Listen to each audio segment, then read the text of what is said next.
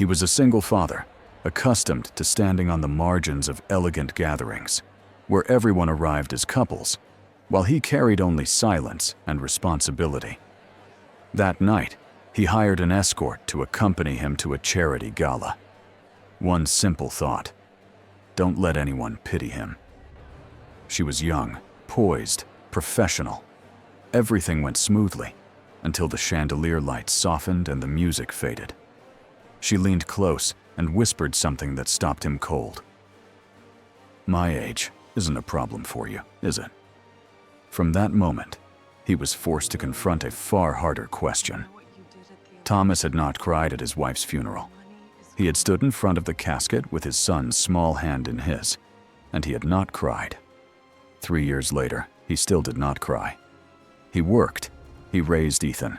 He filled the silence of his penthouse with the sound of news channels he did not watch, with the clink of whiskey glasses he emptied alone, with the mechanical rhythm of a life that looked successful from the outside, but felt hollow from within. At 44, Thomas was a mid-level director at a biotech company in Boston, overseeing research and development. His work demanded precision, logic, and a flawless professional image. His apartment overlooked the Charles River, the kind of view that cost more than most people earned in a year. He drove a car that turned heads. He wore suits that fit like they were made for him, because they were. On paper, Thomas was the picture of achievement. In reality, he was a man who had dinner with his 8-year-old son in a kitchen too large for 2 people, who answered emails at midnight because sleep had become unreliable, who looked out at the glittering Boston skyline and wondered who he could call just to talk. The invitation arrived on a Tuesday morning, heavy cream cardstock, embossed lettering, the company logo pressed into the corner like a seal of importance. The annual charity gala, the most prestigious event of the year, where partners, investors, and executives gathered to write checks and measure each other's worth. At the bottom, in elegant script, black tie: "Please confirm the name of your companion." Thomas read that line 3 times. He looked around his office, at the photos of Ethan on his desk, at the empty chair across from him where his assistant never sat because she worked remotely. Every colleague at his level would arrive with someone on their arm. That was the unspoken rule, the social currency of these events. A man who came alone was not independent. He was incomplete. He was someone to be pitied, someone to be whispered about. "Still hasn't moved on? It's been 3 years." Thomas could already hear the voices, see the tilted heads, feel the weight of their practiced sympathy. He was not ready for that. He was not sure he would ever be ready for that. The idea came to him at 2 in the morning, after his 3rd glass of whiskey. A professional escort service, discreet, high-end, designed for businessmen who needed a companion for corporate events. No strings, no complications, just a transaction. Thomas spent 3 nights researching before he made the call. The agency sent him profiles, women with polished photos and carefully written descriptions. He scrolled through them with the detached focus he applied to reviewing research proposals, until he stopped on one. Grace, 23 years old, final year student. The photo showed a young woman in a simple black dress, hair pulled back, minimal makeup. She looked elegant without trying too hard, sophisticated without being flashy. Exactly the kind of woman who would blend into a gala without raising questions. 21 years younger than him. The number sat heavy in his chest, but he told himself it did not matter. This was a business arrangement. One night. Clear boundaries. No one would know. No one would be hurt. Grace arrived at his apartment on the evening of the gala. Thomas opened the door, expecting to feel awkward, expecting to regret his decision immediately. Instead, he found himself surprised. She was not what he had imagined. There was no excessive perfume, no exaggerated smile, no obvious attempt to impress. She wore a black dress that was elegant in its simplicity, her makeup understated, her posture relaxed, but confident. When she extended her hand to shake his, her grip was firm. When she met his eyes, she did not look away. "Thomas," she said, and her voice was calm, measured. "Thank you for choosing me tonight. I've reviewed the event details. If there's anything specific you'd like me to know about your colleagues or the company, now would be the time." He had expected small talk. He had expected nervousness. What he got was professionalism so controlled it almost unnerved him. He briefed her on the key names, the investors to impress, the topics to avoid. She listened without interrupting, nodded at the right moments, asked one clarifying question about the company's latest research focus. By the time they left for the gala, Thomas had almost forgotten this was an arrangement. At the event, Grace exceeded every expectation he had not known he carried. She did not cling to his arm like an accessory. She did not stand silently while he talked. She engaged. When a partner asked about trends in biotech, Grace offered a sharp observation about AI applications in early diagnosis that made the man raise his eyebrows in genuine interest. When a group of executives discussed funding challenges, she asked a question so precise that Thomas turned to look at her, as if seeing her for the first time.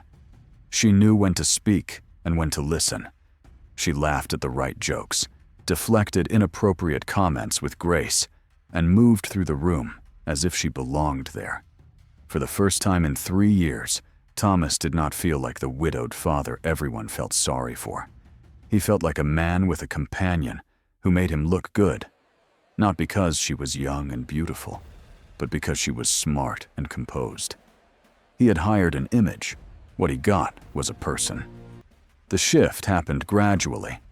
Thomas noticed it first in the way certain women looked at Grace. Long glances that started at her face and traveled down, then returned with something sharp behind the smile. 2 of his female colleagues exchanged a look he recognized, the kind that meant they would be talking later. He saw Grace notice it too. Her posture did not change, but her shoulders tightened almost imperceptibly, a small contraction that someone less observant would have missed. They moved toward the windows, away from the crowd. Boston glittered below them, the city lights reflected in the dark water of the harbor. The music softened. The chatter faded to a murmur. For a moment, they stood in something close to silence.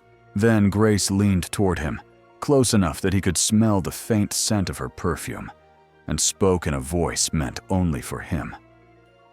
"My age isn't a problem for you, is it?" Thomas did not answer immediately. The question was not what he expected. It was not accusation, not insecurity. It was concern, but not for herself. She was worried about him, about how she might be affecting his image, about whether her presence was helping or hurting. He looked at her then, really looked at her. 23 years old, a student working her way through school, a woman who had spent the entire evening being intelligent, capable, and professional, and who was now standing beside him wondering if she was a liability. The question hung between them. Thomas realized that this moment had nothing to do with the gala, nothing to do with the arrangement they had made. This was about how he saw her. This was about the fact that society had already decided what a young woman at an older man's side must be, and Grace knew it. And she was asking him, without asking, whether he saw her the same way. He could maintain the distance. He could treat this as what it was supposed to be, a contract, a service, a transaction with no emotional weight. That would be the safe choice, the easy choice. But standing there, watching her wait for his response, with a stillness that betrayed nothing and everything at once, Thomas understood that the easy choice was no longer available. He was not looking at an escort. He was looking at a human being who had learned to expect judgment and was bracing herself for his. The question was not whether her age was a problem for him. The question was what kind of man he wanted to be in this moment, and every moment after. Thomas did not answer her question that night. He smiled, said something neutral about the evening going well, and guided the conversation back to safer ground. But the question stayed with him, lodged somewhere between his ribs, pressing against his chest every time he looked at her. The whispers started soon after. He noticed them the way you notice a shift in temperature. Subtle at first, then impossible to ignore. Two women from the legal department glanced at Grace as they walked past, then leaned toward each other with the kind of smiles that carried weight. A male colleague clapped Thomas on the shoulder and said, "Didn't know you had it in you," with a wink that made Thomas's stomach turn. Even the servers seemed to look at them differently, their eyes lingering a half-second too long on the space between Thomas and his companion. He understood the calculus these people were doing. 44-year-old widower, 23-year-old woman, expensive dress, perfect composure. The math wrote itself, and the answer was always the same. He was a man who had bought something, and she was the thing he had bought. It did not matter that Grace had spent the evening demonstrating intelligence, wit, and professional skill. It did not matter that she had contributed more to conversations than half the executives in the room. What mattered was the story people wanted to tell, and that story had already been written. Thomas felt the familiar weight of fear settle into his bones. He was a director. He had spent years building his reputation, cultivating relationships, positioning himself for the next step. One wrong impression could undo all of it. And beyond his career, there was Ethan.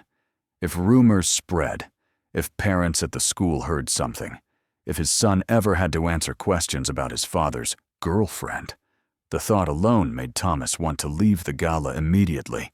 He began to pull away, not dramatically, not obviously, but in small ways that Grace certainly noticed. He stepped back when she stepped forward. He avoided eye contact when they were in groups. He introduced her with fewer words, less warmth, as if minimizing her presence might minimize the damage.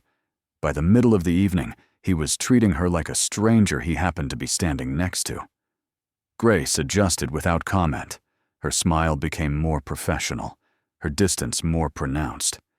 She was doing exactly what he was paying her to do: read the room and respond accordingly. But Thomas saw something flicker behind her eyes, a brief shadow that passed too quickly to name. She was used to this. She had expected this, and somehow that made it worse. The balcony offered relief from the noise inside. Thomas stepped out with a glass of champagne he did not intend to drink, seeking a few minutes of quiet before returning to the performance. He did not expect Grace to follow him, but she did, moving to stand beside him at the railing with the ease of someone who understood that sometimes silence was the most professional response. Boston spread out below them, a grid of lights and shadows. The October air carried the first bite of autumn. For a long moment, neither of them spoke. Then Grace said, almost to herself, "I'm graduating in May. Biotechnology." She was looking at the city, not at him. "Boston University. I've been working on a thesis about machine learning applications in early cancer detection. It's not groundbreaking work, but it's mine." Thomas turned to look at her. The information did not compute immediately. He had read her profile, had categorized her in his mind as a student who escorted to pay bills, and had not thought much beyond that. But biotechnology was his field. Cancer detection was his department's focus. She had spent the evening discussing these topics with genuine expertise, and he had assumed she was simply well prepared. "Why didn't you mention this earlier?" he asked. "When we talked about AI diagnostics, you clearly knew what you were talking about." Grace's smile was small and carried an edge he had not seen before. "I didn't think you wanted to know. Most clients don't. They hire an image, not a person.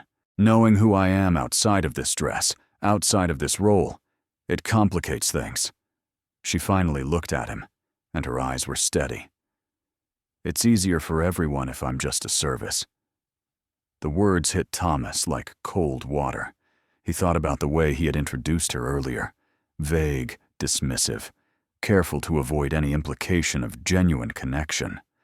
He thought about the distance he had put between them, the way he had treated her like a liability instead of a human being. He had done exactly what she described. He had reduced her to a function, just as he hated when others reduced him to the widowed father. Grace turned back to the city lights, her voice quieter now. My parents came here from the Philippines before I was born. They worked 2 jobs each so I could go to college. They don't know about this. She gestured vaguely at her dress, at the gala behind them. They think I tutor on weekends. I do this because I refuse to ask them for money they don't have. They've already given me everything.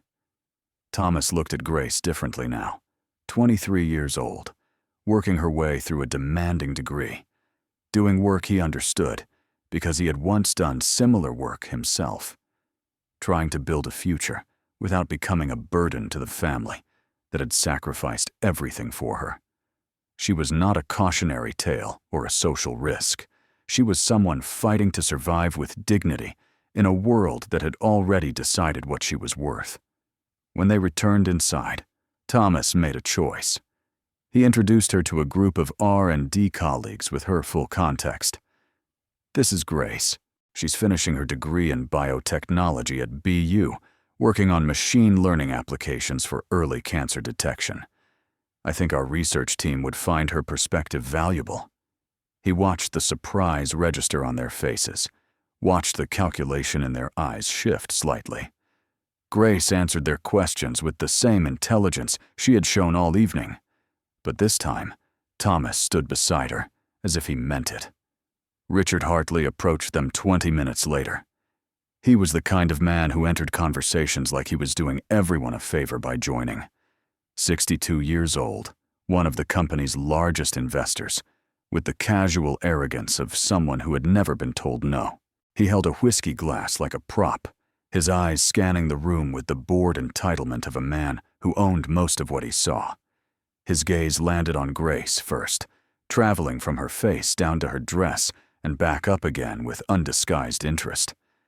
Then he turned to Thomas with a smile that was all teeth and no warmth. Thomas, I didn't know you had such good taste. He gestured toward Grace with his glass. She's not cheap, I'm guessing. But then again, a man who's been widowed for 3 years probably needs some entertainment. I get it. No judgment here. The words were delivered with the casual cruelty of someone who believed his wealth made everything he said acceptable. Richard even clapped Thomas on the shoulder, as if they were sharing a private joke between men of the world. A few colleagues nearby heard the comment. Some looked away. 1 or 2 laughed nervously, the reflexive response of people who knew better, but were too afraid to show it. Thomas felt Grace stiffen beside him. She did not react visibly.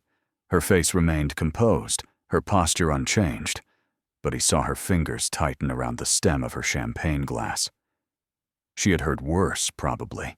She had learned to absorb these moments without breaking character. But Thomas saw it now. The cost of that composure, the energy it took to remain dignified while someone stripped you of your dignity in public. He understood the stakes immediately. Richard controlled funding for the research project Thomas had spent 2 years developing. 1 word from Richard to the board, 1 shifted priority, 1 redirected investment, and everything Thomas had built could disappear. His career, his reputation, his ability to provide for Ethan, all of it hung on relationships with men like Richard Hartley. The smart move was to laugh along, deflect with a joke, change the subject smoothly. That was how the game was played. That was how you survived in this world. But Thomas also thought about Ethan, about the conversations they had over dinner, about the values Thomas tried to teach his son every day. Respect, integrity, standing up for what was right, even when it was hard. Just last week, Ethan had asked him what to do if someone bullied a friend at school. Thomas had told him to speak up, even if it was scary, even if it cost him something. What would his silence teach Ethan now? Thomas felt himself standing at the edge of something.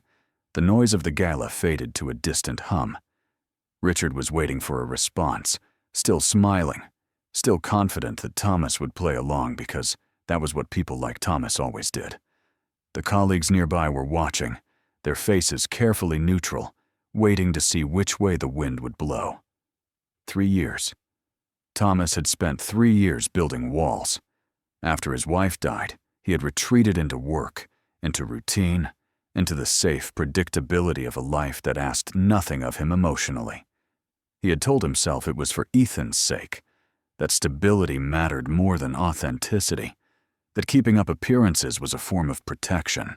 But standing here now, he recognized the truth he had been avoiding. He had been living in fear. Fear of judgment. Fear of failure. Fear of being seen as anything less than the successful, competent, respectable man he presented to the world. And what had that fear cost him? He had become someone who could stand next to a woman being insulted and calculate whether defending her was worth the professional risk. He had become someone who measured human dignity against career advancement. He had become, in this moment, exactly the kind of man he would be ashamed to have Ethan become. Thomas looked at Grace. She was still holding her glass, still maintaining the perfect composure she had worn all evening. But he knew now what that composure cost her. He knew she expected nothing from him, that she had learned to expect nothing from men in his position. She would walk away from this evening and add it to the collection of small humiliations she had learned to absorb. And she would not be surprised, because this was how the world worked. He could let that happen. He could protect his project, his reputation, his carefully constructed life. Or he could do what he had told his son to do. He could speak up, even if it was scary, even if it cost him something. The choice, Thomas realized, had never really been about Grace. It had always been about who he wanted to be when no one was watching, and who he wanted to be when everyone was. The moment stretched. Richard was still waiting, his smile fixed in place, his confidence unshaken. The colleagues nearby had arranged their faces into careful neutrality, the practiced expression of people who had learned to survive by never taking sides. The gala continued around them, music, laughter, the clink of glasses. But Thomas heard none of it. He was standing in the center of a decision that would define something far more important than his career. Everything he had suppressed for 3 years rose to the surface now. The grief he had never properly processed. The loneliness he had filled with work and routine. The fear that had become so familiar he had stopped recognizing it as fear. He had spent 3 years being careful, being appropriate, being exactly what everyone expected him to be. And where had it brought him? To this moment, where doing nothing was the same as participating in cruelty. He thought about Ethan again. Not the conversation from last week. That memory had already done its work, but something deeper. He thought about the kind of father he wanted to be. Not the father who gave good advice and then failed to follow it. Not the father who taught values in theory, but abandoned them in practice. He wanted to be the father Ethan could look at and say, "My dad does what's right, even when it's hard." He wanted to be someone his son could be proud of. Grace stood beside him, her composure intact, her expectations low. She had been here before, in different rooms with different men, absorbing the same casual degradation. She would survive this moment the way she had survived all the others, by making herself smaller, by letting the insult pass through her without leaving visible marks, by reminding herself that this was temporary, and her future was still hers to build. She expected nothing from Thomas because experience had taught her that men in his position always chose themselves. Thomas understood, with sudden clarity, that this was exactly why he had to speak. Not because Grace needed saving. She had proven all evening that she could handle herself. But because staying silent would make him complicit in a system that required her to handle herself, that demanded she absorb humiliation as the price of existence. His silence would not be neutral. His silence would be a vote for the world Richard Hartley wanted to live in. Thomas took a breath. When he spoke, his voice was calm, but carried an edge that made the people nearby stop their conversations and turned toward him. He was not shouting. He was not dramatic. He was simply clear, in a way that left no room for misinterpretation. "Richard, I think you've misunderstood something." Thomas met the older man's eyes directly, refusing to look away. "Grace is my guest tonight, and more importantly, she's a researcher in our field. She's completing her degree in biotechnology at Boston University, working on machine learning applications for early cancer detection. Her understanding of diagnostic algorithms is probably more current than anyone else's in this room, including mine." Richard's smile flickered, the first crack in his confidence. He had expected the usual response, a nervous laugh, a deflection, the silent acceptance that men like him could say whatever they wanted. To men like Thomas, he had not expected to be corrected. Thomas continued, his tone unchanged. "I don't think the way you just spoke is appropriate for someone in your position. Or for anyone, really. Grace deserves the same respect you'd give any professional in this room. I'd appreciate it if you remembered that." The silence that followed was heavy. Richard's face shifted through several expressions: surprise, irritation, the beginning of anger, before settling into a tight smile that did not reach his eyes. He muttered something about people being too sensitive these days, then turned and walked away, his whiskey glass gripped a little too tightly. No one applauded. No one rushed to shake Thomas's hand. But the colleagues who had been watching exchanged glances, and Thomas saw something shift in the way they looked at him. Not pity anymore. Not the careful distance reserved for the grieving widower. Something closer to respect. The rest of the evening passed without incident.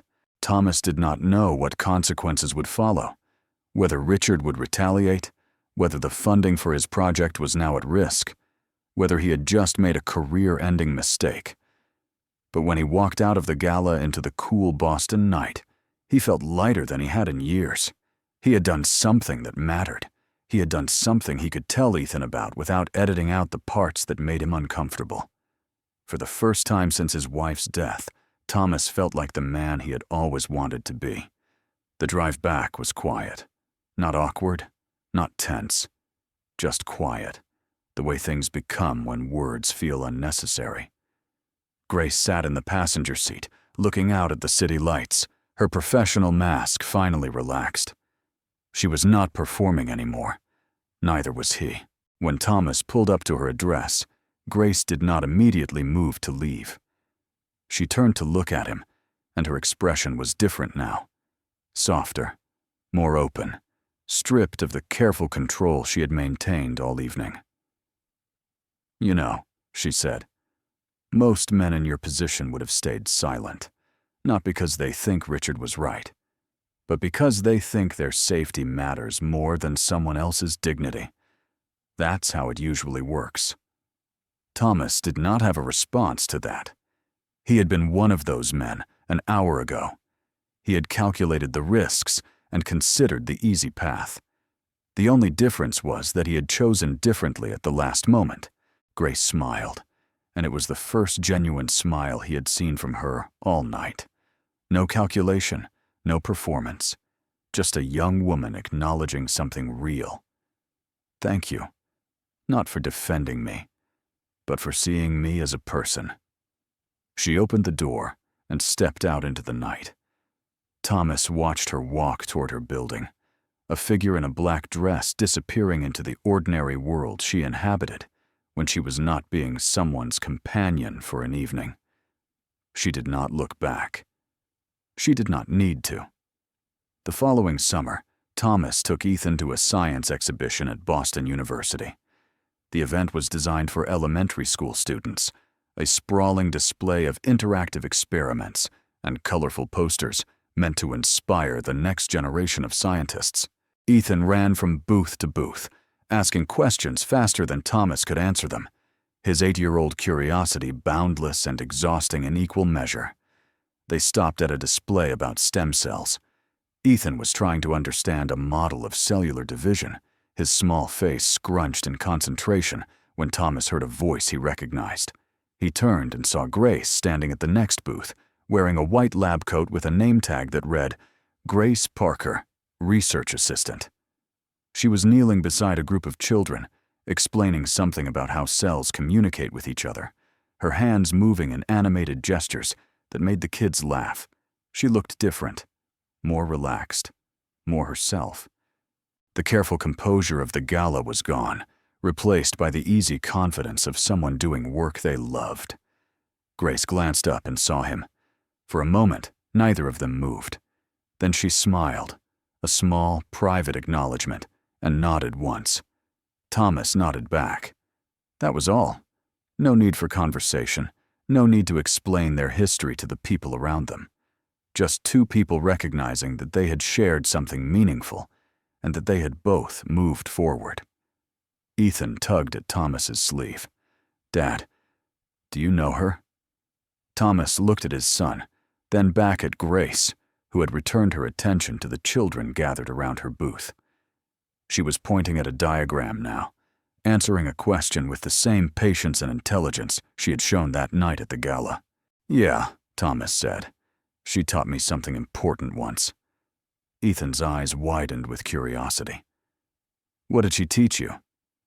Thomas considered the question. He thought about the gala, about Richard Hartley, about the moment he had chosen to speak instead of staying silent. He thought about all the small decisions that made up a life, and how easy it was to choose wrong, and how hard it was to choose right, when choosing right came with a cost. He put his hand on Ethan's shoulder. She taught me that how you treat people, especially people the world doesn't think are important, that's what really shows who you are. Not your job, not your money, not what other people think of you. He squeezed gently. The way you treat people when it's hard to be kind, that's the measure of a man. Ethan nodded slowly, absorbing the words in the way children do, partially understanding now, storing the rest for later. That's a good lesson, he said finally. Thomas smiled. Yeah, it is. They moved on to the next exhibit, Ethan's attention already captured by a robot that could solve puzzles. But Thomas glanced back once more at Grace, still surrounded by children, still doing the work she had fought so hard to earn the right to do. She did not see him looking. She did not need to. Some lessons, Thomas thought, you only learn when someone forces you to see what you've been avoiding. And the best way to honor those lessons is not to say thank you. It's to live differently. He turned back to his son, ready to answer the next 100 questions, ready to be the father Ethan deserved.